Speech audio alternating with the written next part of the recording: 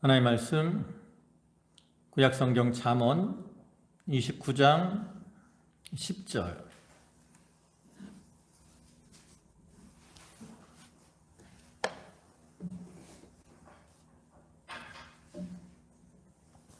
잠언 29장 10절입니다. 구약성경 페이지로는 944쪽. 잠언 29장 10절부터 18절까지 말씀입니다. 한 절씩 교독하겠습니다. 피 흘리기를 좋아하는 자는 온전한 자를 미워하고 정직한 자의 생명을 찾느니라.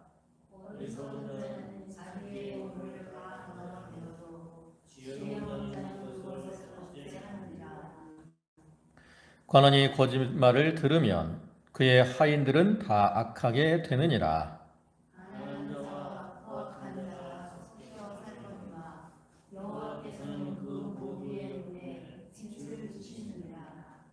왕이 가난한 자를 성실히 신원하면 그의 왕위가 영원히 견고하리라.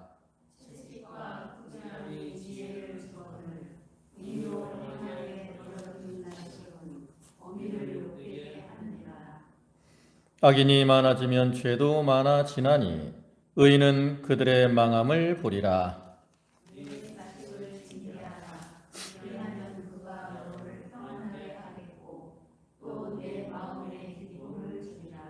네, 18절은 다 같이 보겠습니다.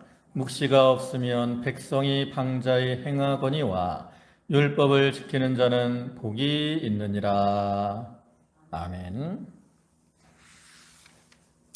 오늘 잠언 29장 10절부터 18절까지 말씀을 보셨는데, 이 잠언 29장은 26장부터 이어지는 히스기야 시대에 편집된 솔로몬의 잠언의 마지막 부분이고요.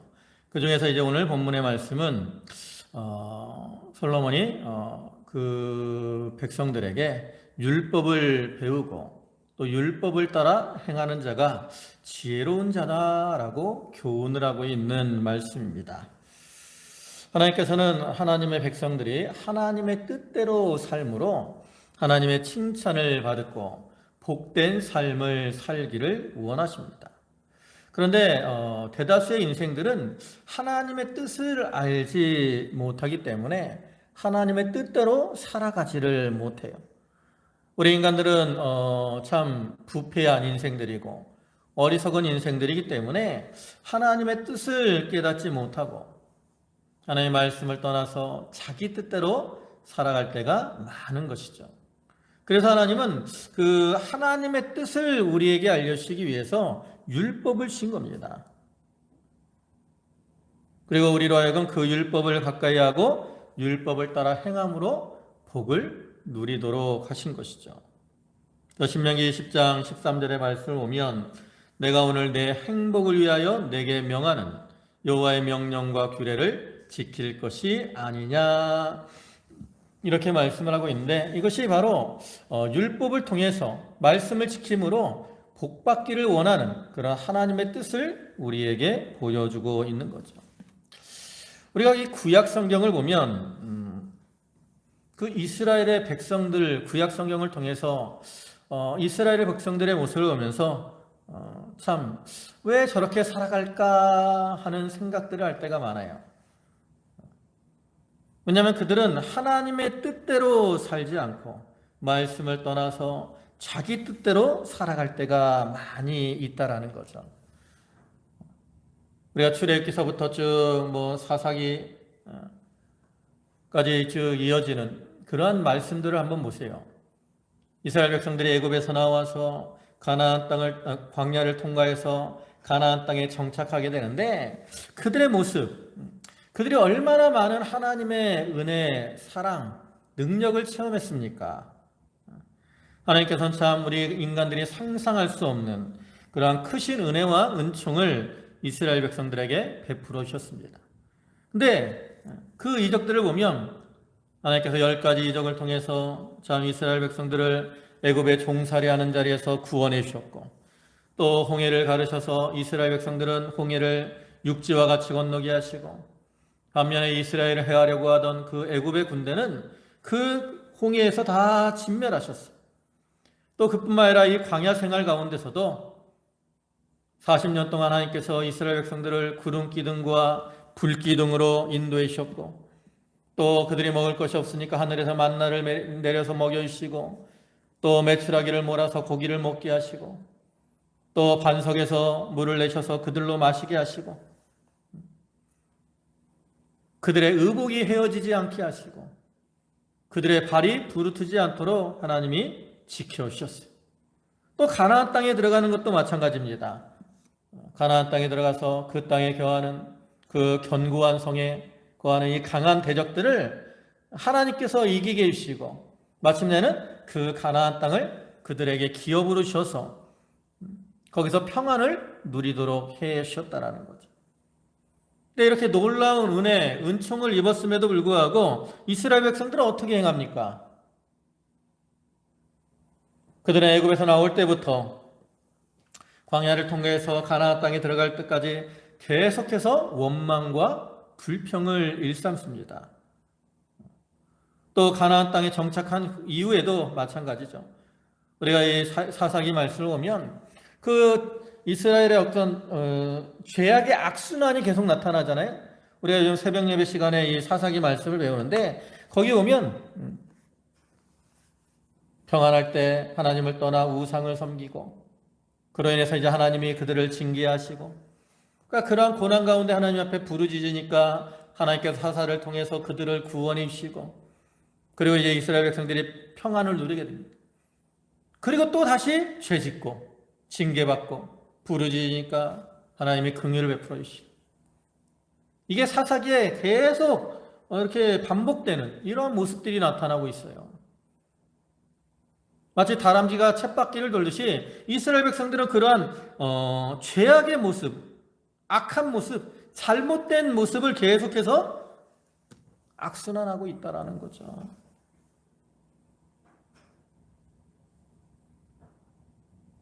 하나님이 원하시는 이러한 모습대로 살지 못하고 하나님의 뜻에서 떠나 잘못된 길을 걸어가고 있는 그러한 백성들이기 때문에 솔로몬은 이 잠언의 말씀을 통해서 하나님의 말씀을 가까이 하고 그 말씀을 따라 행하는 자들이 참으로 지혜로운 자다, 이렇게 교훈을 하고 있는 거죠. 근데 오늘날 우리가 이스라엘 백성들의 모습을 보면서 왜 저렇게 살아갈까 생각을 하면서 우리 자신들도 어때요? 우리도 그와 같이 어리석고 미련한 이러한 모습으로 걸어갈 때가 많음을 발견할 수 있습니다. 그래서 오늘 우리가 이 말씀을 통해서 참으로 하나님의 말씀을 가까이 하고 그를 통해 하나님의 뜻을 깨닫고 그 뜻대로 살아가는 자들이 참으로 지혜로운 자다라는 것을 기억하고 우리도 그와 같은 지혜로운 자가 되어서 복된 삶을 살아가는 저희 모두가 다 되도록 해야 되겠습니다. 이제 본문을 보시면 10절에 피 흘리기를 좋아하는 자는 온전한 자를 미워하고 정직한 자의 생명을 찾느니라 그랬어요. 여기 피 흘리기를 좋아한다 그랬는데 이런 사람은 어떤 사람이냐? 강도 또 살인과 같이 직접적인 범죄를 행하는 이러한 사람들을 가리키고요. 더 나아가서는 남을 속이고 압제함으로 타인들에게 피해를 끼치는 이러한 자들까지도 가리킵니다. 그래서 이러한 자들은 누구를 미워해요? 온전한 자, 그다음에 정직한 자의 생명을 찾습니다. 다시 말해서 이 온전한 자, 정직한 자는 하나님의 뜻대로 사는 지혜로운 자들을 가리키는데 그러한 자들을 미워해요. 왜 미워할까? 왜 피를 흘리는 자가 온전한 자, 정직한 자를 미워하겠습니까? 그것은 그들로 인해서 자기의 어떤 악행, 불의가 드러나기 때문에 그래요. 우리가 어두운 데 있을 때는 더러운 것들이 잘 드러나지 않지만 빛이 비치면 그 사람의 허물, 더러운 것들이 드러나는 것처럼 의를 행하는 사람이 많으면 여러분 줄을 다 똑바로 서 있어. 줄을 딱 이제 줄 맞춰서 서 있다가 학교에서 근데 한 사람이 그 가운데 삐딱하게 서 있으면 어때요? 딱 티가 난다고. 사람들이 다 삐딱하면 한 사람이 삐딱해도 티가 안 나는데 다른 사람들이 다 줄을 똑바로 서 있으면 삐딱하게 서 있는 사람이 드러나는 거예요. 그와 같이 의를 행하는 사람들이 많으면 잘못 행하는, 이 불의를 행하는 이러한 사람들이 뚜렷하게 드러나게 돼 있어요. 그래서 이 불의를 행하는 자들은 온전한 자, 정직한 자들을 미워하고 핍박을 합니다. 그로 인해서 자기의 불의가 드러나기 때문에. 그러나 그렇게 행할지라도 이 의로운 자들은 결코 망하지 않아요. 왜냐하면 하나님께서는 그러한 의로운 자, 온전한 자, 정직한 자, 이러한 자들과 함께 하시고 그들을 지키시고 보호해 주실 뿐만 아니라 궁극적으로는 이렇게 불의를 행하는 악한 자들을 진멸하시기 때문이죠. 시편 11편 5절에서는 여호와는 의인을 감찰하시고 악인과 폭력을 좋아하는 자를 마음에 미워하시도다 그랬어요. 또 베드로전서 3장 12절에서도 주의 눈은 의인을 향하시고 그에게는 의인의 간구에 기울이시되 주의 얼굴은 악행하는 자들을 대하시느니라 하느니라 그랬어요. 이와 같이 하나님은 의를 행하는 자들을 이렇게 돌아보시고 함께하시고 지키시고 보호해 주시는. 그래서 우리는 일시적으로는 세상에서 악인들이 형통하고 잘 될지라도 또 그들이 우리 성도들을 의를 행하는 자들을 핍박할지라도 그거 부러워하지 말고 오직 하나님의 율법을 가까이 하고 그를 따라 행하는 온전한 자, 정직한 자, 이러한 자들이 되도록 해야 되는 겁니다. 그 다음에 11절에는 어리석은 자는 자기의 노를 다 드러내어도 지혜로운 자는 그것을 억제하느니라. 어리석은 자들은 자기 감정 조절을 잘 못합니다. 또 어떤 상황에 있어서 그냥 쉽게 화를 다 드러내는 거예요. 그러니까 쉽게 화를 내니까 어떻게 돼요? 상대방과 자꾸 다투게 되죠. 반면에 이제 지혜로운 자는 자기의 감정과 생각을 잘 조절합니다. 상대방과의 마찰을 피하고 어떻게 하는 것이 이렇게 문제를 잘 해결할 수 있는가, 이것을 궁리하기 때문에 다툼이 일어날 그러한 상황에서도 다툼이 가라앉히게 되는 겁니다. 그래서 동일한 사건을 만나도 미련한 자는 쉽게 화를 내기 때문에 손해를 보게 됩니다. 반면에 이 지혜로운 사람은 자기를 잘 억제하기 때문에 이익을 보게 되죠. 그래서 이렇게 자기의 감정을 조절하지 못하는 어리석은 자가 되지 말고 늘 신중하게, 지혜를 따라 신중하게 행하는 그러한 자들이 되어야 됩니다. 요즘 사람들의 모습을 보면 어떻죠? 쉽게 화를 냅니다. 큰 소리를 쳐요. 화내고 큰 소리 치면 이기는 줄로 생각을 해요. 교통사고 났을 때도 오면 자기가 잘못한 거 생각하지 않고 무조건 나와서 욕하고 큰 소리 치고 그런 사람들 많이 볼 수 있습니다. 그러나 자기가 욕하고 큰 소리 친다고 이기나요? 오히려 이렇게 자기 감정 조절하지 못하고 분을 드러내면 더 큰 손해를 보는 거예요. 잠언 16장 32절에서는 노하기를 더디하는 자는 용사보다 낫고 자기의 마음을 다스리는 자는 성을 빼앗는 자보다 낫다 그랬어요. 그래서 우리는 자기 마음을 좀 잘 다스려야 됩니다. 신중하게 해가고 그를 통해서 어리석은 자가 아니라 지혜로운 그러한 모습으로 좀 나타나야 되는 거예요. 또 12절에서는 관원이 거짓말을 들으면 그의 하인들은 다 악하게 되느니라 그랬어요. 여기 이 관원의 거짓말을 들으면, 이것을 개역성경에서는 관원이 거짓말을 신청하면 그랬습니다. 이 신청한다는 것이 한자로는 믿을 신자에다가 써요. 그러니까 그건 뭐예요? 믿고 듣는다라는 거죠. 그래서 이 히브리 원에서는 이거를 주의를 기울이다, 경청하다라고 뜻을 가지고 있습니다.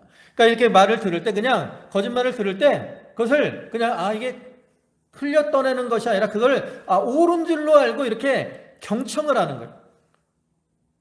옳은 줄 알고 경청했으니까 어떻게 하겠어요? 그대로 행하는 거죠. 근데 지도자가 이렇게 거짓말을 들으면서 그걸 옳은 줄로 생각을 하면 밑에 있는 사람들이 어떻게 행동하게 돼요?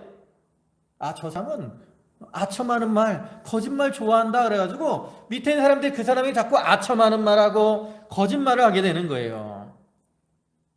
그러면 그로 인해서 그 하인들이 다 악하게 된다라는 거죠. 죄악의 길을 걸어가. 그러니까 이것은 지도자가 이 바른 분별력을 가지고 다른 사람들의 어떤 말에 대해서 잘 판단하고 분별해야 될 것을 교훈하는 거죠. 하나님께서 지도자들을 세우신 이유가 뭘까요? 로마서 13장을 보면 하나님께서 지도자들을 세우신 이유는 선을 위해서 세우셨다 그랬어요. 선을 장려하고 악을 제어하기 위해서 지도자들을 세운 겁니다. 그러니까 지도자들은 그러한 뜻에 따라서 지혜롭게 모든 것을 잘 분별하고 바르게 판단해서 처리해야 돼요. 그러지 못하면 지도자들이 잘못되면, 지도자들이 어리석으면 그 사회는 죄악이 점점 관영하게 되는 거죠. 그래서 우리는 지도자들이 이렇게 이 지혜롭게 판단을 잘 할 수 있도록 우리가 기도를 많이 해줘야 되고요. 또한 그뿐만 아니라 우리 성도들이 영적인 면에서, 우리가 늘 얘기하지만 우리 성도들은 왕 같은 제사장들이라 그러잖아요. 영적인 지도자의 위치에 있는 사람들이에요. 그래서 우리가 지혜를 따라서 모든 것을 바로 판단하고 바로 행하는 그러한 삶을 살아가야 되는 거죠. 또 13절에서는 가난한 자와 포악한 자가 섞여 살거니와 여호와께서는 그 모두의 눈에 빛을 주시느니라 그랬어요. 여기 이 세상은 이 가난한 자와 포악한 자가 섞여 사는 세상입니다. 근데 하나님께서 그 모두의 눈에 빛을 주셨다 그랬어요. 여기 눈에 빛을 주신다라는 것이 무슨 뜻일까? 이게 이제 강해서나 주석책을 보면 두 가지 정도의 뜻을 가지고 있어요. 하나는 눈에 빛을 준다라는 것은 생명을 주신다. 죽은 사람 눈이 어떠죠? 눈에서 빛이 사라지잖아요. 그죠? 살아있는 사람 눈이 빛이 납니다. 그래서 의사들이 보면 환자들 오면 이게 후레쉬로 해서 눈 이렇게 동공 반사 검사하잖아요. 살아있으면 눈이 반응을 하는 거예요. 그래서 이렇게 이 세상에 가난한 자와 포악한 자가 공존하지만 하나님께서는 그들에게 생명을 주시는데 동일하게 주셨어요. 가난하다고 해서 조금 준 게 아니라, 포악한 자다고 해서 생명을 두세 개 준 게 아니라, 부자라고 생명을 많이 준 게 아니라 동일하게 주신 거예요. 그래서 우리 사람들은 하나님의 그 생명에 따라서 이 땅에서의 삶을 살아가게 되는 거죠. 그 다음에 또 한 가지의 의미는 뭐냐면 이 빛은 우리가 성경에서 보통 진리, 말씀을 가리키는 경우가 많이 있습니다. 그래서 이것은 하나님께서 이 가난한 자나 포악한 자나 모두에게 그리스도를 통한 복음의 빛을 비춰주신 것을 가리키죠. 그래서 이 빛을 비춰주심으로 그들을 구원의 길로 인도해 주시는 겁니다. 그리고 이 복음의 빛은 가난한 자들에게만 주어진 거 아니에요. 부자들에게만 주어진 거 아닙니다. 선한 자들에게만 주어진 거 아니에요. 포악한 자들에게만 주어진 게 아니에요. 모든 사람들에게 동일하게 주어진 겁니다. 다만 그것을 자기가 받아들이느냐, 영접하느냐, 하지 않느냐, 그를 따라서 이제 반응이 나타나게 되는데, 하나님 우리에게 빛을 주시고 진리의 빛을 주시고 그 빛을 영접함으로 하나님의 자녀가 되는 이러한 권세를 주셨습니다. 그렇지만 아직도 많은 사람들이 그 빛을 거절함으로 흑암 가운데 살아가고 있죠. 근데 우리는 그 빛을 영접함으로 우리가 구원을 받고 하나님의 자녀가 됐잖아요. 그래서 우리는 이렇게 우리에게 생명을 주시고 진리의 빛을 주신 그러한 하나님의 은혜를 깨닫고 늘 그 은혜에 감사하면서 하나님의 뜻대로 하나님을 잘 섬겨드리는 이러한 삶을 살아가야 되는 거죠. 또 14절에서는 왕이 가난한 자를 성실히 신원하면 그의 왕위가 영원히 견고하리라. 여기 성실이 이 말은 든든하다라는 뜻도 있고요. 여기서는 이제 재판과 관계될 때는 공정하게 재판을 하는 것을 가리킵니다. 또 왕이 이렇게 뭐 가난한 자나 부자나 차별 없이 공정하게 재판을 해서 신원이 뭐예요? 억울한 걸 갚아주는 거예요. 그러니까 재판을 잘해서 가난한 자들의, 보통은 가난한 자들이 부자를 압제합니까? 부자가 가난한 자를 압제합니까? 보통 부자가 가난한 자를 압제하죠. 그래서 가난한 자들이 억울한 일을 당하는 경우가 많은데, 이 재판을 공정히 해서 이러한 가난한 자들의 억울함을 풀어주게 되면 그 가난한 백성들이 공정한 재판을 잘한 그 왕을 어떻게 하게 돼요? 존경하게 되고, 그러면서 그 왕위가 견고하게 되는 거예요. 견고하게.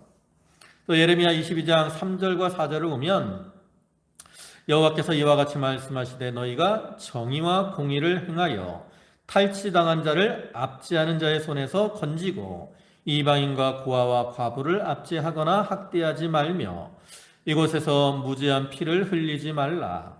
너희가 참으로 이 말을 준행하면 다윗의 왕위에 앉을 왕들과 신하들과 백성이 병거와 말을 타고 이 집 문으로 들어오게 되리라.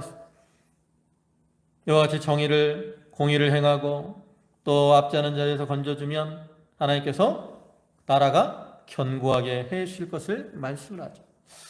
오늘날 세상의 지도자들을 보면 자기의 어떤 이 권세를 유지하기 위해서 어떤 방법들을 사용합니까? 악한 방법들을 많이 사용합니다. 백성을 압제하고, 지금 보면 이렇게 독재자들, 북한 정권 같은 이런 독재자들 보세요. 자기의 정권을 유지하기 위해서 어떻게 합니까? 백성들을 막 핍박하고 압제하잖아요. 그러나 이렇게 자기가 압제한다 그래서 그 권세가 영원한 게 아니에요. 오히려 이 공평과 정의로 다스리는 것, 이것이 자기의 지위를 견고하게 하는 그러한 방편이라는 거죠.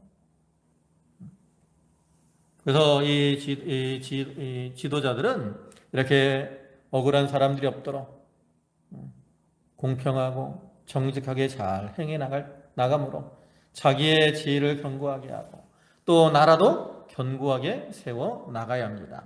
그 다음에 15절에 채찍과 꾸지람이 지혜를 주거늘 임의로 행하게 버려둔 자식은 어미를 욕되게 하느니라. 이건 자녀를 이제 잘 양육해야 될 걸 가리키는데, 채찍, 이거는 이제 잘못을 고치기 위한 징계를 가리키고요. 꾸지람은 잘못에 대한 적절한 훈계를 뜻하는 겁니다. 그러니까 이 채찍과 훈계 이 두 가지는 자녀로 하여금 자기의 잘못을 깨닫게 하는 그러한 역할을 하죠. 그래서 부모가 자녀를 양육함에 있어서는 이 채찍과 꾸지람을 적당하게 잘 사용을 합니다. 물론 당장에 부모가 이 자녀를 징계하거나 책망하는 것은 당장의 마음이 아프고 또 자녀들로부터 원망을 들을 수 있습니다. 그렇다 해서 자녀들이 잘못된 길로 가고 있는데 임의로 행하도록 내버려 두게 되면 그 길은 어디예요? 결국 멸망의 길일 수밖에 없는 거죠. 멸망의 길일 수밖에.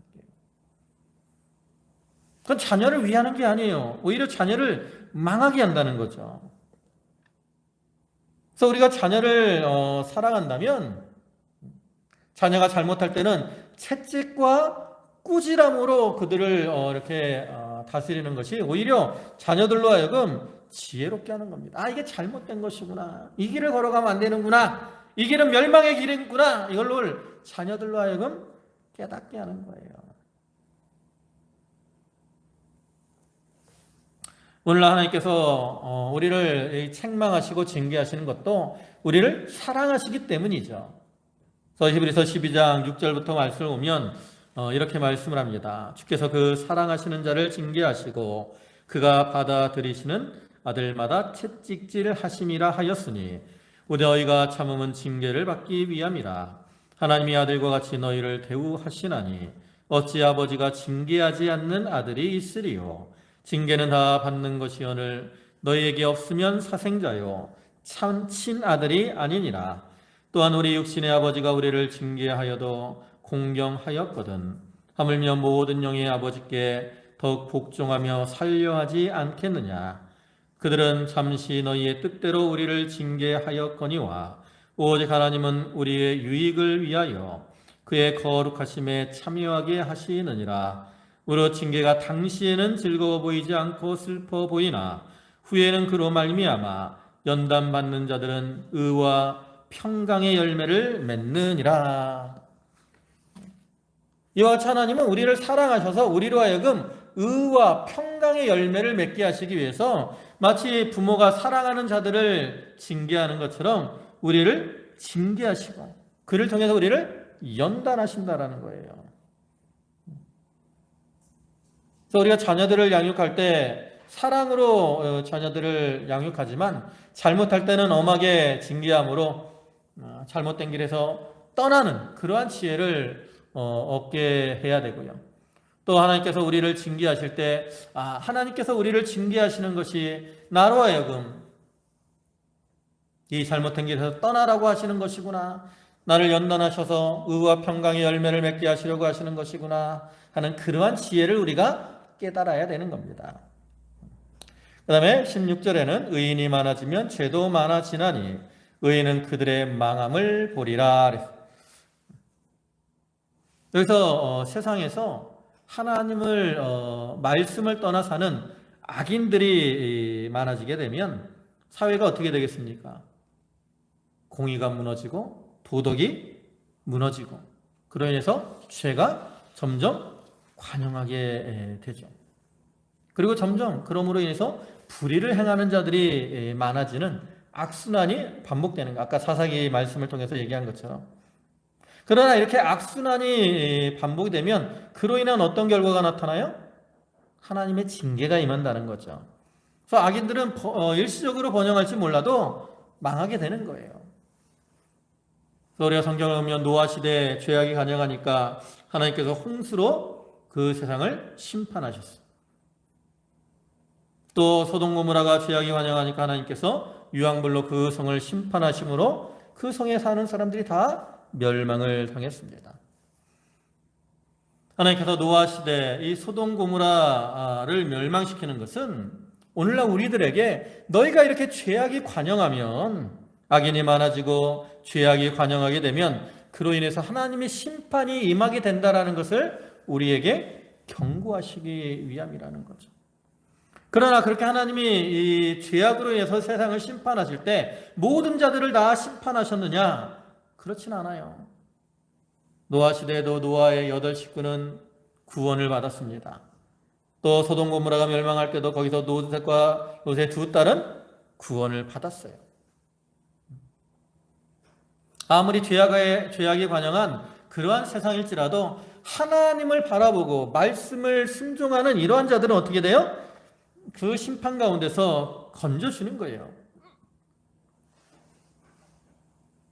그래서 우리는 이렇게 불의가 가득한 세상에서 악인들이 잘 되고 번성하는 거, 이거 부러워하지 말고 이렇게 죄악이 관영하면 하나님의 심판의 때가 가까운 줄 알고 우리도 그들과 함께 심판의 자리에 들어가지 않도록 하기 위해서 어떻게 해야 되겠어요? 그들에게서 나와서 말씀을 따라 사는 그러한 지혜로운 자가 되어야 되는 거죠. 그 다음 17절에 내 자식을 징계하라. 그리하면 그가 너를 평안하게 하겠고 또 내 마음에 기쁨을 주리라. 그건 앞에 15절과 이제 연계가 되는 것으로서 부모가 이 징계를 통해서 자녀를 잘 양육할 때 그를 통해서 부모의 마음에도 평안이 들어오고 기쁨이 충만하게 된다라는 거예요. 여기 평안하게 하겠고 그랬는데 여기서 평안하다라는 말은 원래는 어떤 뜻이냐면 이 크게 안도의 숨을 쉬다라는 뜻이에요. 이건 어떤 모습을 보여주냐면 부모가 이제 자녀를 기르는데 자녀가 잘못된 길로 걸어가고 있어요. 그럼 부모의 마음이 어때요? 조급하죠. 마음이 그래서 어떻게 해요? 가들로 인해서 늘 근심 걱정, 마음을 졸이며 살아갈 수밖에 없어요. 근데 이제 그 자녀에게 책망을 했더니 자녀가 그 잘못된 길에서 떠나서 바른 길로 걸어간다고. 그럼 어떻게 돼? 다행이다. 저놈이 저렇게 잘못된 길에서 떠나서 이렇게 안전한 바른 길을 가는구나 하고 안도의 그 한숨을 쉬게 되잖아요. 그걸 가리키는 거예요. 그래서 자녀를 잘 징계해서 자녀가 돌이키면 그로 인해서 부모가 이제 마음에 자녀로 인한 근심이 사라지고 평안하게 된다라는 거죠. 아까도 얘기했지만 자녀를 초달하는 것, 징계하는 것은 일시적으로는 괴롭고 힘든 일입니다. 그러나 우리가 자녀를 잘 징계를 통해서 바른 길로 인도할 때 그것이 더 큰 근심에서 벗어나는 일이고 그를 통해서 평안과 기쁨을 누리게 되는 거예요. 이건 가정에서만 그런 것이 아닙니다. 가정에서나 우리가 이 사회에서도 이 아이들이 잘못된 길로 나갈 때 그들을 바른 길로 이렇게 인도해 줘야 가정도 평안하고 사회도 평안합니다.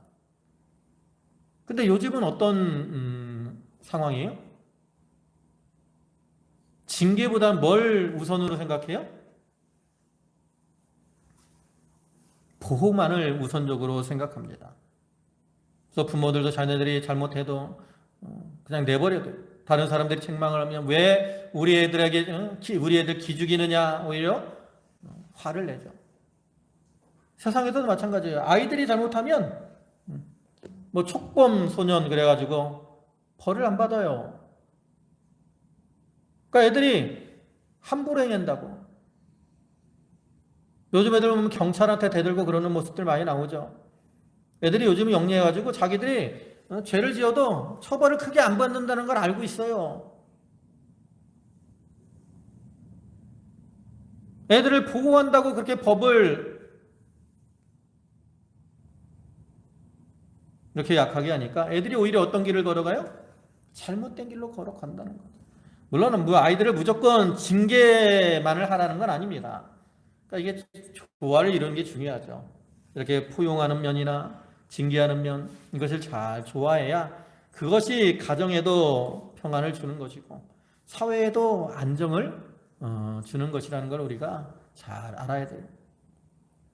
그 다음에 마지막으로 18절에 묵시가 없으면 백성이 방자에 행하거니와 율법을 지키는 자는 복을 받느니라. 묵시는 뭐 계시, 환상 이런 것들을 가리키는데 한마디로 하나님의 말씀을 가리키는 겁니다. 그러니까 하나님의 말씀이 없으면 사람들이 어떻게 행해요? 방자히 행해요. 방자히. 함부로 행하죠. 함부로.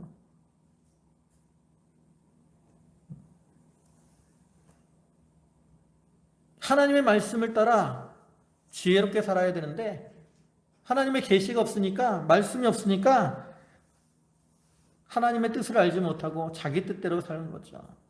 시편 74편 9절을 보면 우리의 표적은 보이지 아니하며 선지자도 더 이상 없으며 이런 일이 얼마나 오래는지 우리 중에 아는 자도 없나이다 그랬어요. 이렇게 우리가 이 말씀을 깨닫지 못하고 방자에 행하면 그로 인해 어떻게 돼요? 하나님의 버림을 받아요.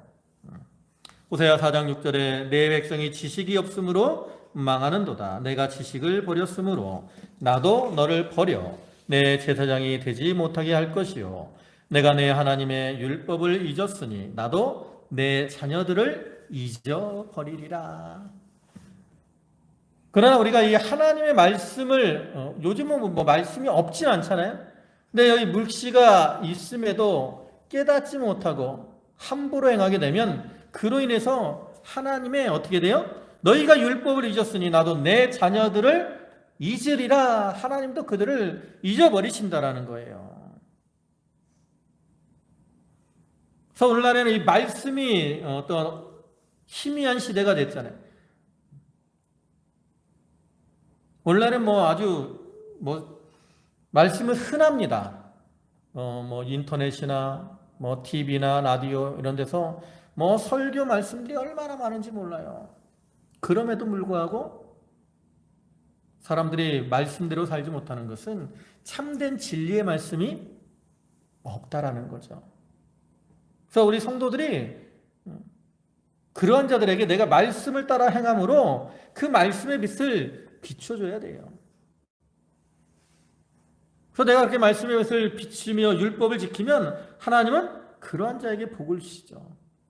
예레미야 5장 1절에서는 너희는 예루살렘 거리를 빨리 다니며 그 넓은 거리에서 찾아보고 알라. 너희가 만일 정의를 행하며 진리를 구하는 자를 한 사람이라도 찾으면 내가 이 성읍을 용서하리라 그랬어요. 우리가 이 세상에 죄악이 관영한 거 이거 보고 불평할 것이 아니라 내가 진리에 바로 서서 말씀을 따라 공의를 해가고 진리를 구하면 하나님께서 그러한 자에게 복을 주시고 그 사람뿐만 아니라 그 사람의 가정이나 사회에도 복을 주시며 변화시켜 주신다라는 거죠. 그러니까 그만큼 말씀이 중요한 겁니다. 믿지 않는 자들은 말씀이 얼마나 중요한지 몰라요.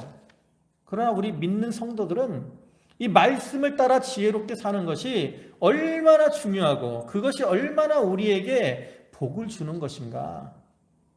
우리가 이것을 분명히 깨달아야 됩니다. 그리고 우리가 그것을 깨달을 때 이 말씀을 근거같이 여기게 되고 말씀을 가까이 하며 하나님 앞에 예배하는 것을 힘쓰게 되는 거죠.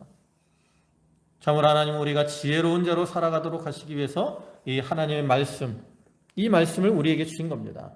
우리는 이 말씀을 늘 기억이고 그 말씀을 가까이 하며 그 뜻대로 행함으로 지혜로운 자가 되어서 하나님 앞에 믿음의 열매들을 잘 맺혀드리고 또 그를 통해서 하나님께 주시는 칭찬, 또 상급 이런 것들을 받아 누리는 그러한 성도들이 다 되도록 해야 되겠습니다. 기도하시겠습니다.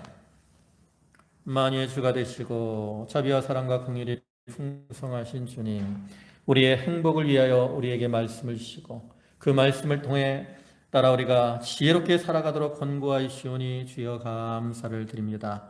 이 세상은 죄악이 관영하며 또 사람들이 진리를 떠나 어리석은 이러한 모습으로 살아가지만 주여 저희들은 그 가운데서 하나님이신 이 진리의 빛을 붙들고 빛 가운데서 바로 행함으로 이 사회 가정을 변화시키고 또 우리가 그 가운데서 평안과 기쁨을 누리며 살아갈 수 있도록 은혜를 더하여 주시옵소서. 저희 성도들 한 사람 한 사람을 붙들어 주시고 아버지 하나님, 저희가 하나님 주시는 말씀을 통해서 참 지혜로운 자가 되어서 하나님이 기뻐하시는 그러한 삶을 살아가도록 주여 도우시옵소서. 아버지 하나님, 이 세상 가운데 힘들고 어려운 그러한 일이 많이 있을지라도 저희들 하나님의 은혜로 그 모든 어려움들을 이기게 하시고 또 주님 안에서 승리한 삶을 살아가게 하여 주시옵소서.